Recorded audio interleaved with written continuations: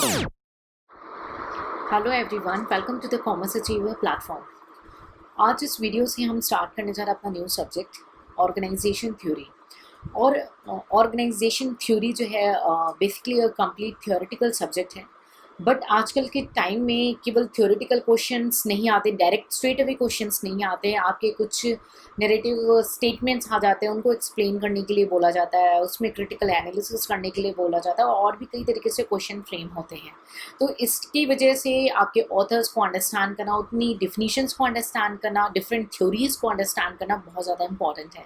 तो आप अंडरस्टैंड करके ही कॉन्सेप्ट्स को मेमोराइज करेंगे, तभी सारी चीज़ें आपके माइंड में सेट होनी है।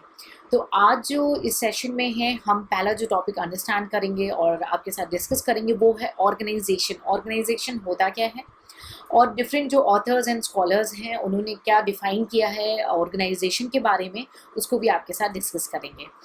कैसे सब्जेक्ट को प्रिपेयर करना है, आप कौन से एग्जाम में बैठ रहे हैं, उसको कैसे रेफर करना है, प्रीवियस ईयर पेपर का एनालिसिस, उन सब के सेपरेट वीडियोस हैं। आप उनको हमारे यूट्यूब चैनल पे रेफर करके अंडरस्टैंड कर सकते हैं और उस स्ट्रैटेजी को कम्प्लीटली फॉलो कर सकते हैं। और स्टिल आपके पास कोई डाउट रहता है तो आप उसको कमेंट सेक्शन पे भी पूछ सकते हैं। तो चलिए स्टार्ट करते हैं आज का जो सेशन है और देखते हैं क्या है ऑर्गेनाइजेशन की मीनिंग और क्या डिफरेंट स्कॉलर्स ऑर्गेनाइजेशन के बारे में कहते हैं। ठीक है, तो चलिए स्टे ट्यून।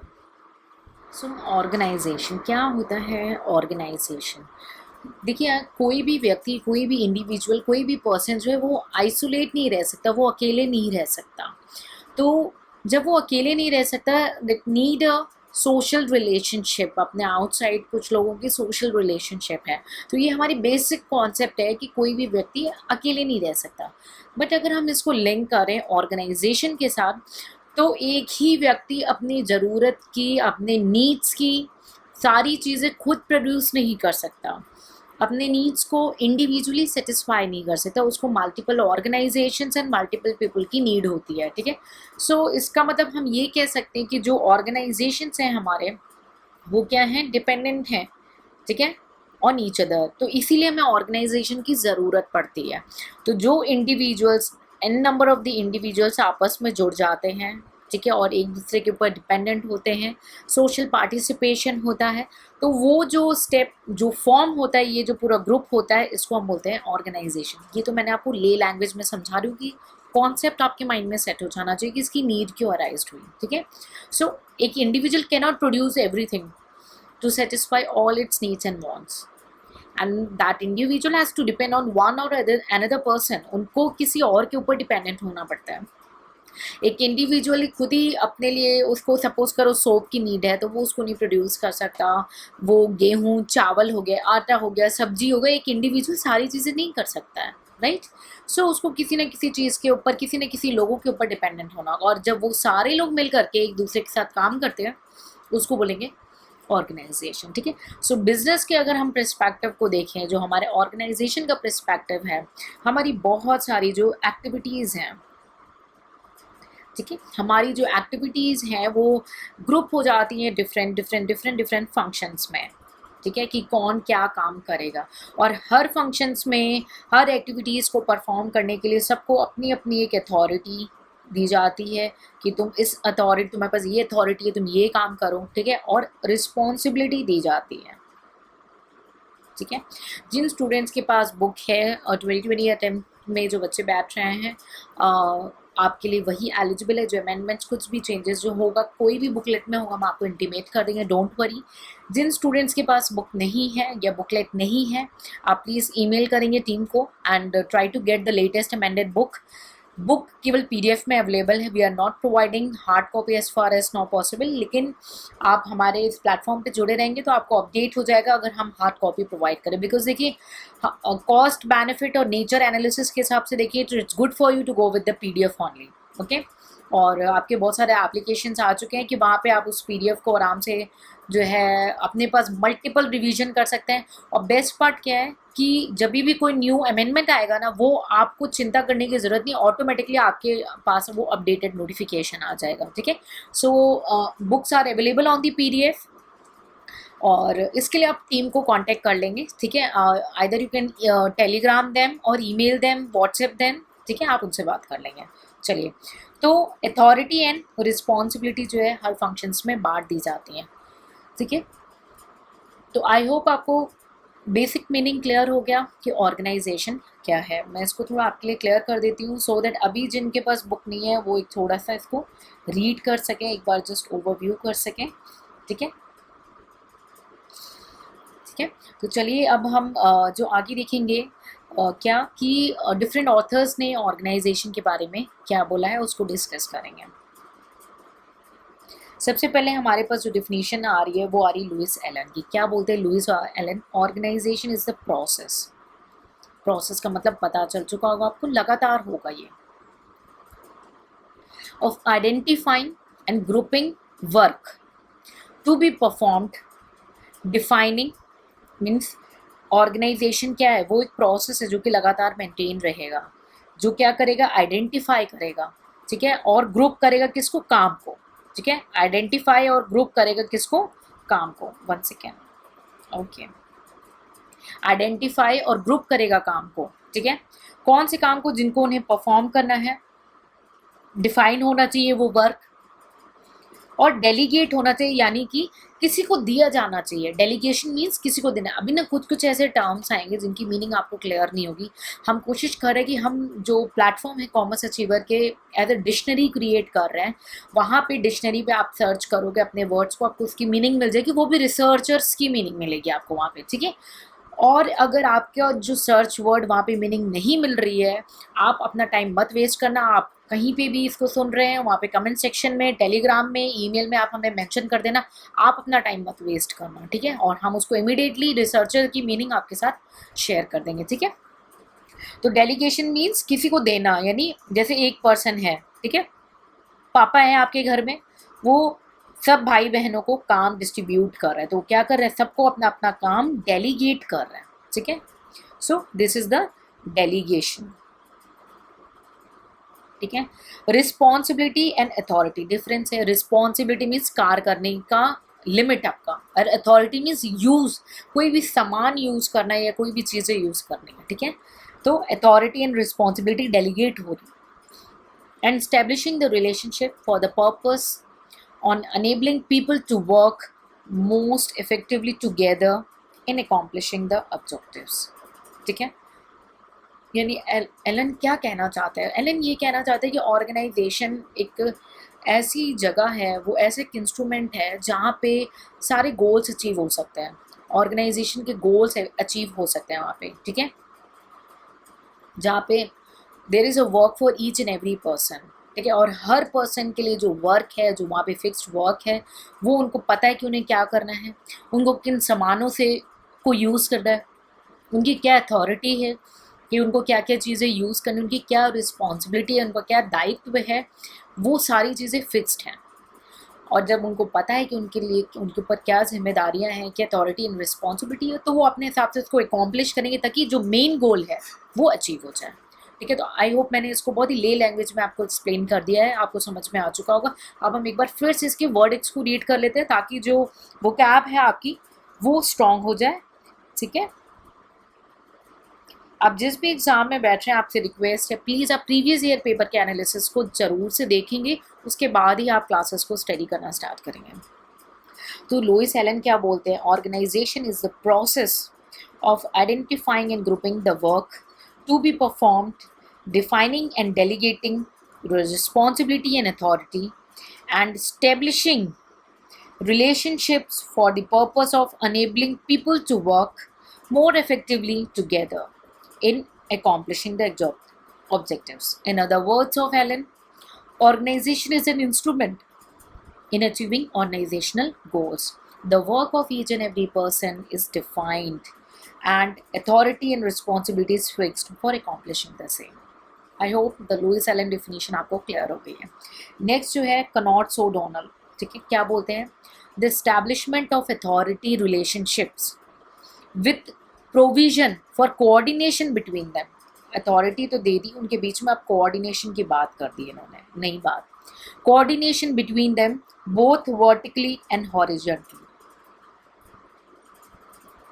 ठीक है, both vertically and horizontally in the enterprise structure, यानी आपने अथॉरिटी तो दे दी है बट वो एक दूसरे से कनेक्टेड भी हो, कोऑर्डिनेट भी होनी चाहिए। ये नहीं कि एचआर डिपार्टमेंट किसी और डायरेक्शन को अचीव कर रहा है और फाइनेंस डिपार्टमेंट किसी और डायरेक्शन, तो अल्टीमेट गोल जो है वो ऑर्गेनाइजेशन के गोल को अचीव हो, इनका इंडिविजुअल जो गोल हो वो आपस में कोरिलेट होके ऑर्गेनाइजेशन के गोल को अचीव करें।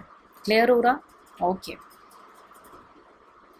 देखिए हम सारे लेक्चर्स को रिवाइज कर रहे हैं बिकॉज बहुत सारे students different books, expensive books को परचेज करके बैठे हुए हैं and that's why we are sharing the screen with you. ठीक है, कि अगर आपको पीडीएफ रेफर करना है आप पीडीएफ परचेज कर लो, वो भी बिल्कुल अफोर्डेबल है कि आप बिल्कुल आराम से उसको भी परचेज कर सकते हैं। ठीक है, तो कनॉट्स ओडोनल क्या, the establishment of authority relationship with the provision for coordination between them both vertically and horizontally in the enterprise structure. ठीक है, नेक्स्ट व्हीलर क्या बोलते हैं, internal organisation is a structural framework. ठीक है, ये क्या बोलते हैं, इंटरनल ऑर्गेनाइजेशन की बात कर रहे हैं ये स्पेसिफिकली, कि वो एक स्ट्रक्चरल फ्रेमवर्क है। किसका फ्रेमवर्क, यानी एक ढांचा बना हुआ है, किसका, ड्यूटीज और रिस्पॉन्सिबिलिटीज का, किसको क्या करना है, किसको क्या दायित्व दिया गया। Required of personal and performing various function, जो सबका अपना अपना फंक्शन है। ठीक है, सो सबका अपना अपना फंक्शन है, वो आपको करना है विद इन अ कंपनी। ठीक है, इट इज़, अब मैं इसका बहुत ही ले लैंग्वेज में एग्जांपल लूँगी, पहले हम एक बार डेफिनेशन देख लेते हैं। Right, it is essentially a blue print, एक ब्लू प्रिंट क्या है, वही ढांचा बना हुआ है फॉर एक्शन, कि किसको क्या काम करना है, resulting in a mechanism for carrying out function to achieve the goal. ठीक है, कैरिंग आउट द फंक्शन, आपको अपने कार्य करने, क्या करने के लिए कार्य करने, कि आप अपने गोल को अचीव करें, setup by the company management. Hindu undivided family के बारे में सुना होगा आपने, तो ये हमारी क्या हो गई, मैनेजमेंट हो गई। इसमें फैमिली में बहुत सारे मेल मेंबर्स हैं। ठीक है, अब फैमिली के जो कर्ता होते हैं वो सबको अपना अपना काम एक दिए रहता है कि आपका ये जिम्मेदारी है, अब इसको करो। ठीक, अब व्हीलर की डिफिनीशन के हिसाब से हम डॉट कनेक्ट करेंगे। Right, internal organisation is a structural framework. अब इन्होंने क्या किया, एक स्ट्रक्चरल फ्रेमवर्क, एक ढांचा बना के रखा है कि किसकी क्या रिस्पॉन्सिबिलिटीज है, किसकी क्या ड्यूटीज हैं। ठीक है, required of personal in performing various function with in the company, यानी इन सबको पता है कि इनको क्या क्या फंक्शन परफॉर्म करने हैं इस पर्टिकुलर कंपनी के अंदर, इस एंटरप्राइज के अंदर। It is essentially a blue print for action, यानी ये जो ढांचा है ये बताएगा कि किसको क्या काम करना है, ये ब्लू प्रिंट है कि किसको क्या एक्शन लेना है, resulting in a mechanism for carrying out the functions to achieve the goal, ताकि अल्टीमेट गोल अचीव हो सके, setup by the company management. अब आई थिंक आपने डॉट्स को कनेक्ट कर दिया और मैंने कनेक्ट करवा दिया आपको। ठीक है, आपके पास कोई और अच्छा सा एग्जाम्पल होगा तो आप उसको कमेंट सेक्शन में हमारे साथ शेयर कर सकते हैं। ठीक है, ये सब जो आप शेयर करते हैं ना उससे आपकी आंसर राइटिंग प्रैक्टिस भी होती है एक तरीके से। ठीक है, सो व्हीलर का व्यू पॉइंट क्या हुआ कि ये एक ऐसा प्रोसेस है, जो ये एक प्रोसेस है जो कि लगातार चलने वाला है। ठीक है, जो कि ड्यूटीज़ और रिस्पॉन्सिबिलिटीज़ को फिक्स करते हैं किसके, पर्सन की, जो कि एक एंटरप्राइज के अंदर काम कर रहे हैं। ठीक है, ताकि जो मेन गोल है, बिजनेस का गोल है, ऑर्गेनाइजेशन का गोल है, वो अचीव हो सके। क्लियर है? अब ले लैंग्वेज में समझ में आ गया, हम इसको एक बार वर्डिक्ट्स को रीड करेंगे ताकि आपकी वोकैब स्ट्रांग हो जाए। Okay okay, so Wheeler, internal organization is a structural framework of duties and responsibilities required of personnel in performing various functions within the company. It is essentially a blueprint for action resulting in a mechanism for carrying out function to achieve the goals set up by the company management. In Wheeler's view, organization is the process of fixing responsibilities and duties of persons in an enterprise so that business goals are achieved. देखिए मैं जैसे read करती हूँ ना घर पे, वैसे practice करना, बिल्कुल माइंड में एक एक वर्ड सेट हो जाएगा और बार बार इस वीडियोस को देख लो, आप इसको मेमोराइज कर लो यहीं पे और क्लियर कर लो कॉन्सेप्ट। ठीक है, तो व्हीलर की डिफिनीशन क्लियर है आई थिंक। चलिए आगे बढ़ते हैं। नेक्स्ट है जॉर्ज टेरे। ठीक है, George टेरे, one second. Okay, George टेरे की डिफिनीशन है हमारे सामने। तो जॉर्ज टेरे क्या बोलते हैं, organising is establishing of effective authority relationship ठीक है।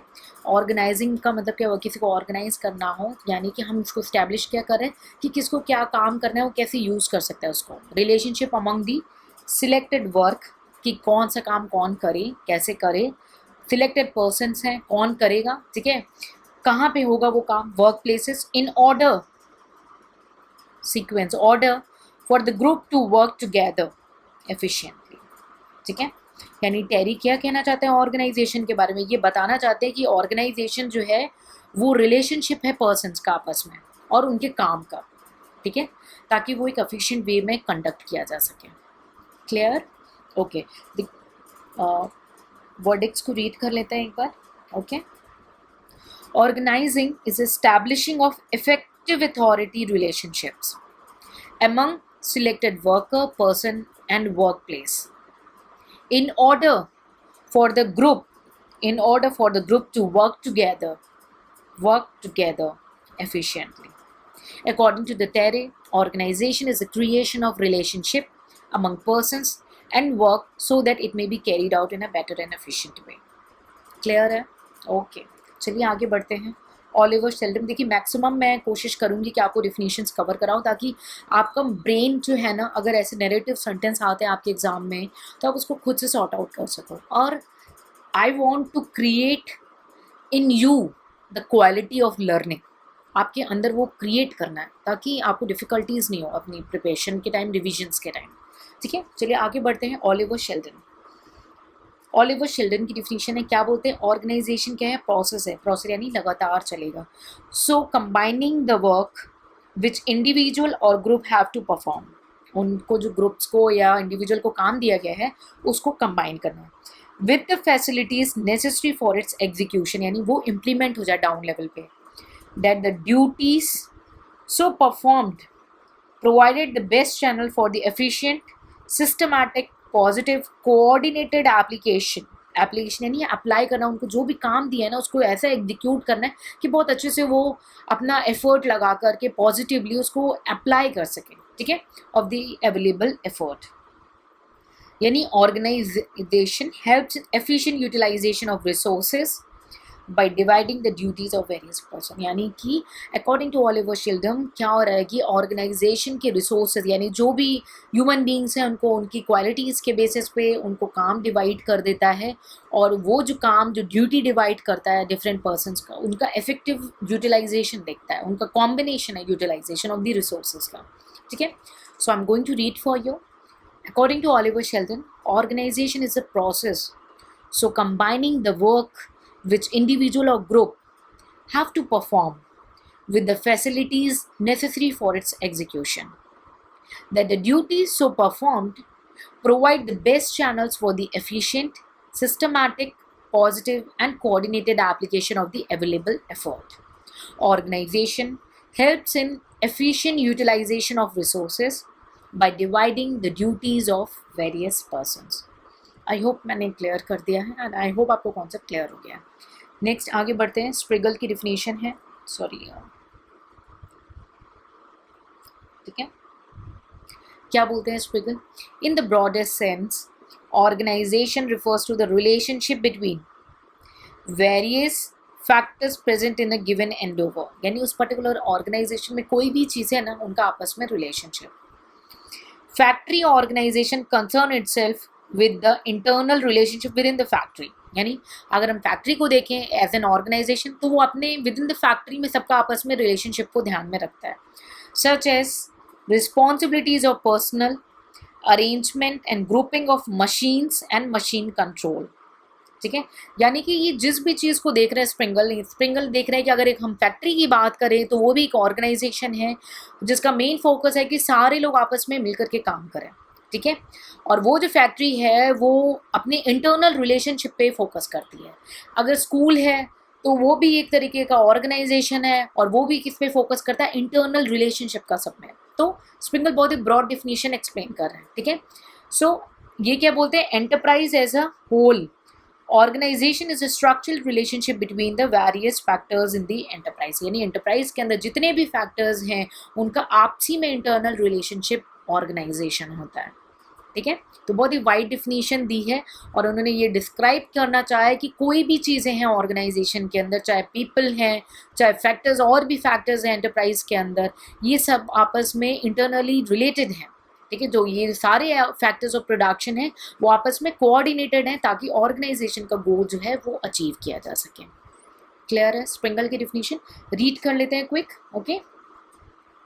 In the broadest sense, organization refer to the relationship between the various factors present in a given endeavor. Factory organization concern itself primarily with the internal relationship within the factory, such as responsibilities of personnel, arrangement and grouping of machine and material control. From the standpoint of the enterprise as a whole, organization is a structural relationship between the various factors in the enterprise. Springle has given a wide definition of organization. He has described it as the relationship among the factors in the enterprise. Clear है? तो सारे factors of production पे focus कर रहे हैं, ठीक है। Next definition given by the C.H. Northcott. ठीक है, C.H. ओके नॉर्थकॉट क्या बोलते हैं? The arrangement by which task are assign, ऐसा अरेंजमेंट जिससे टास्क यानी कार्य जो है वो काम जो है वो असाइन होते हैं किसको? टू मेन और women, so that their individual efforts contribute effectively to some more और less clearly defined purpose for which they have been brought together. According to Northcott, the purpose of organisation is the coordination of activities, ठीक है। तो नॉर्थकॉट क्या बोलते हैं? नॉर्थकॉट ये बोलते हैं कि जो भी सबको काम दिया गया है, हर इंडिविजुअल चाहे मैन है वुमेन है, हर का अपना इंडिविजुअल एफर्ट लगता है उसके पर्टिकुलर काम को, और वो जो एफर्ट वो कंट्रीब्यूट कर रहे हैं, ठीक है, जो भी उन्होंने कंट्रीब्यूट किया है वो डिफाइंड पर्पस के लिए कंट्रीब्यूट करा। और जब हम सबके एफर्ट को जोड़ लें, सारे एफर्ट को जोड़ के एक अरेंजमेंट कर लें, तो वो ऑर्गेनाइजेशन हो जाता है, ठीक है। सो इनका पर्पस क्या है कि ऑर्गेनाइजेशन एक क्या है? कोऑर्डिनेशन है, सबका टुगेदरिंग है, एक अरेंजमेंट है एक्टिविटी का, जो कि हर व्यक्ति जो ऑर्गेनाइजेशन में परफॉर्म कर रहा है, वर्क कर रहा है, अपने स्टैमिना, अपनी स्ट्रेंथ के अकॉर्डिंग, अपने इंडिविजुअल एफर्ट्स के अकॉर्डिंग वो कंट्रीब्यूट कर रहा है ऑर्गेनाइजेशन को, ठीक है, ताकि ऑर्गेनाइजेशन का कंप्लीट गोल अचीव किया जा सके। यानी individual effort is countable, right. Like आप जो भी एग्जाम में अपेयर कर रहे हो, आप उसको क्वालिफाई करोगे तो आप किसी के भी एफर्ट को कॉम्प्रोमाइज़ नहीं कर सकते हो। आपके फैमिली आपके लिए एफर्ट करते हैं, आपकी जो टीचर्स हैं, जो आपके गाइडर्स हैं, मेंटर्स हैं, वो आपके लिए एफर्ट करते हैं, आपके ब्रदर्स सिस्टर्स आपके लिए, आपके स्पाउसेस हैं, आप खुद हैं, तो हर एक का एफर्ट आपके गोल को, एंटरप्राइज के गोल को, एक कंप्लीट गोल को अचीव करने में मदद करता है। तो आई होप आपको क्लियर हो गया। तो चलिए कम से कम इसको फटाफट से रीड कर लेते हैं। C.H. Northcott, the arrangement by which task are assigned to the men और women so that their individual efforts contribute effectively to some more or less clearly defined purpose for which they have been brought together, जिसके लिए उन्हें इकट्ठा किया गया है। सारे लोग को किसी पर्पस के लिए इकट्ठा किया और सारे लोग उसकी डायरेक्शन में जो काम करेंगे, ठीक है। Next definition is given by L.H. Haney. क्या बोलते हैं L.H. Haney? Organisation is a harmonious adjustment, ठीक है, बहुत ही सुख शांति का एडजस्टमेंट है, और specialised parts for the accomplishment of some common purpose और पर्पसेस। तो इन्होंने पार्ट्स किन में, इन्होंने यही बोला, कंप्यूटर के लैंग्वेज में लग रहा है बोल दिया इन्होंने कि सारी एक्टिविटी बहुत ज़्यादा इंपॉर्टेंट है, और जब उन पार्ट्स को, उन स्पेशलाइज पार्ट का हम बहुत ही खुशनुमा एडजस्टमेंट करते हैं, बहुत ही प्यार भरा एडजस्टमेंट करते हैं, तो हमारा कॉमन पर्पस अचीव हो जाता है, हमारा कॉमन गोल जो है अचीव हो जाता है, ठीक। सो L.H. हेने क्या बोलते हैं? Organisation is a harmonious adjustment of specialised part for accomplishment of some common purpose और purposes. Clear? Next Keith Davis, ठीक है। ऐसे बहुत सारे डिफिनीशन है, हम कुछ मेन डिफिनीशन से आपके साथ डिस्कस करेंगे, ठीक है।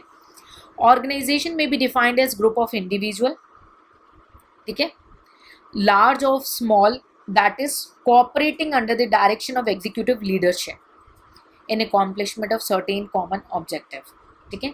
मीन्स ये क्या बोलते हैं केथ डेविस, ये समझाना ये चाहते हैं कि जो ऑर्गेनाइजेशन है वो बहुत सारे लोगों का ग्रुप है, ठीक है, कम ज़्यादा लोगों का जो आपस में कोऑपरेट करते हैं एक दूसरे को, एक जो लीडर है उसके डायरेक्शन के अकॉर्डिंग काम करते रहते हैं और जो कॉमन ऑब्जेक्टिव है, जो ऑर्गेनाइजेशन का ऑब्जेक्टिव है, उसको अचीव करने में एक डायरेक्शन में बढ़ते हैं. So I'll read for you the Kate Davis. Organization may be defined as a group of individuals, large or small, that is cooperating under the direction of executive leadership in accomplishment of certain common objective. Last, Chester I Barnard, ऐसे और भी definition है, आप उनको आप separately cover कर सकते हैं. मैंने मैक्सिमम डिफिनीशन आपको क्लियर कर दी है. इससे आपका ब्रेन अब कंसीव कर चुका है कि आपको डिफिनीशन कैसे पढ़नी है और उनको कैसे अंडरस्टैंड करना है. डिफिनीशन याद करना नहीं करना वो आपकी चॉइस होगी. There is a no mandatory requirement in any exam कि आपको डिफिनीशन रट के आना है. अंडरस्टैंडिंग इसलिए ज़रूरी है कि आपने जो डिस्क्रिप्टिव क्वेश्चन है, जो स्टेटमेंट वाइज क्वेश्चन आपके एग्जाम में आते हैं, आप उसको सॉल्व कर सकें. और अगर कोई एक आध डिफिनीशन आप याद करके अपने आंसर में पुट करते हैं तो एक अच्छा इंप्रेशन बैठता है. नहीं भी पुट करते तो दैट डजंट मैटर, कि ऐसा नहीं है कि आपके मार्क्स कट जाने हैं, बट आपको समझना आना चाहिए और उसको एक्सप्रेस करना आना चाहिए. तो इसलिए थ्योरी पेपर में आंसर राइटिंग प्रैक्टिस इंपॉर्टेंट है. ठीक है. तो चेस्टर आई ब्रेनार्ड क्या बोलते हैं, organisation is a system of cooperative activity of 2 or more persons. That's it. So और भी डिफिनेशंस आप रेफर कर सकते हैं. अगर आपने अभी तक बुकलेट के लिए नहीं कांटेक्ट किया है तो आप बुक कर लें अगर आउट ऑफ स्टॉक है, बिकॉज हम PDF बुकलेट भी एक लॉट में केवल 20 स्टूडेंट को कंबाइन करते हैं. There is a specific reason, ताकि कोई भी न्यू चेंजेस आए, कोई अमेंडमेंट्स हैं, तो हम ये नज़र रख सके एक टीम के अंदर कि वो 20 स्टूडेंट अपडेटेड है और सारे के सारे बच्चे अपडेटेड हो जाने चाहिए. जो 20 ग्रुप्स का है, अगर वो ग्रुप फुलफिल हो जाता है तो उसके बाद जो है हम नेक्स्ट ग्रुप क्रिएट करते हैं और नेक्स्ट ग्रुप में उनको इंक्लूड कराते हैं. तो आपको मैं स्क्रीन शेयर कर रही हूँ, आप रेफर करें. और अगर आप ग्रुप के लिए वैकेंसी नहीं है तो आप टीम को रिक्वेस्ट करेंगे and the requested fee deposit करके आप जो है जो नेक्स्ट जो नया बैच होगा, क्योंकि जो नेक्स्ट ऑल्टरनेटिव बैच आता है वो ग्रुप के साथ साइमल्टेनियसली जो है लॉन्च करते हैं. ठीक है. तो सब्जेक्ट वाइज भी अगर वो आपको अलाउ करते हैं तो do not waste your time, आप सब्जेक्ट वाइज उसका बेनिफिट ऑप्ट कर लेंगे. ठीक है. So this is my suggestions. Think yourself and implement. For any queries you are most welcome. कोई भी डाउट है, कोई भी क्वेरी है, आप डेफिनेटली पूछिए. आपका कॉन्सेप्ट क्लियर होना चाहिए. और यहाँ पे अगर आप हमारे साथ जुड़े हैं तो सबसे इम्पॉर्टेंट है आपका हार्ड वर्क होना, आपका हार्ड वर्क करना और समझ के जाना, केवल रट्टाफिकेशन नहीं करना. ठीक है. तो हमारी पूरी कोशिश रहती है कि आप समझें, फिर मेमोराइज करें, फिर आंसर राइटिंग प्रैक्टिस करें. ठीक है. सो कोई भी डाउट है तो आप कमेंट सेक्शन में पूछ सकते हैं. हमारे साथ जुड़े रहें और इस चैनल को क्विकली सब्सक्राइब कर लें और बेल आइकन को क्लिक कर लें ताकि जब भी हम नए वीडियोस को अपलोड करें आप अपडेटेड रहें. Take care. See you in the next session with the new topic.